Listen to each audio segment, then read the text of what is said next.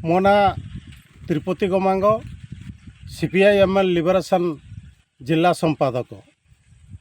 ଗତକାଲି ରାୟଗଡ଼ା ଜିଲ୍ଲାର ସିଜିମାଳି ଅଞ୍ଚଳରେ ପୋଲିସ ପ୍ରଶାସନ ଏବଂ ରାୟଗଡ଼ା ଜିଲ୍ଲା ପ୍ରଶାସନ ମିଳିତ ଭାବରେ ବେଦାନ୍ତକୁ ସପୋର୍ଟ କରିକିରି ଯେଉଁ କାର୍ଯ୍ୟକ୍ରମ କରିଛନ୍ତି ଆମେ ତୀବ୍ର ନିନ୍ଦା କରୁଛୁ। ଅନ୍ୟପକ୍ଷରେ ଆଜି ସକାଳୁ ରାତି 3ଟା ସମୟରେ ପ୍ରଶାସନ ଯାଇ ଗାଁର ବିଭିନ୍ନ ଲୋକଙ୍କ ଉପରେ ଲାଠିଚାଳନା, ଲୁହାବା ଗ୍ୟାସ୍ ଏବଂ ଗୋଟେ ବଳଦକୁ ମଧ୍ୟ ଗ୍ୟାସ୍ ପକାଇକିରି ମାରିଛନ୍ତି। ତେଣୁ ଆମେ ଏଟାକୁ ନିନ୍ଦା କରୁଛୁ। ସେଭଳି ଭାବରେ ସମ୍ବିଧାନର 5ମ ଅନୁସୂଚୀରେ ଅଛି, ଆଦିବାସୀ ଲୋକଙ୍କୁ ଆଦିବାସୀ ଅଞ୍ଚଳରେ ସରକାର ଜମି ଥିଲେ ବି ମଧ୍ୟ ଆଦିବାସୀ ଲୋକ ଦିଆଯିବ।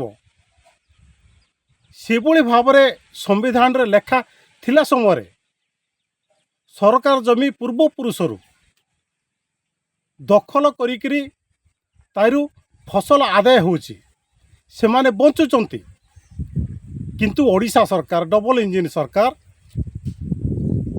ସରକାରକୁ ହାତ ବାରିସି କରିକି କମ୍ପାନୀକୁ ସପୋର୍ଟ କରିକିରି ଜବରଦସ୍ତ ଆଦିବାସୀ ଲୋକଙ୍କର ଜମିଟାକୁ ଛଡ଼େଇ ନେବା ପରେ ଯେଉଁ ଷଡ଼ଯନ୍ତ୍ର କରୁଛି ଆମେ ତାକୁ ବିରୋଧ କରୁଛୁ।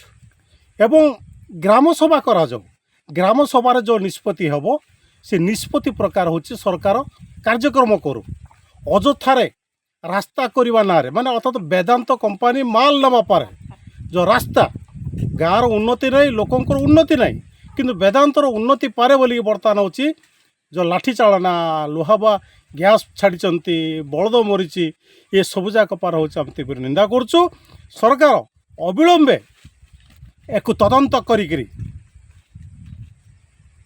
ଆଦିବାସୀ ଲୋକଙ୍କୁ ନ୍ୟାୟ ଦେବା ପାର ହେଉଛି ଆମେ ଦାବି କରୁଛୁ। ନଚେତ୍ ଆଗାମୀ ଦିନରେ ହେଉଛି ବଡ଼ ଧରଣର ଆନ୍ଦୋଳନ ହେବ, ସେଥିପାଇଁ ପ୍ରଶାସନ ଦାୟୀ ରହିବ।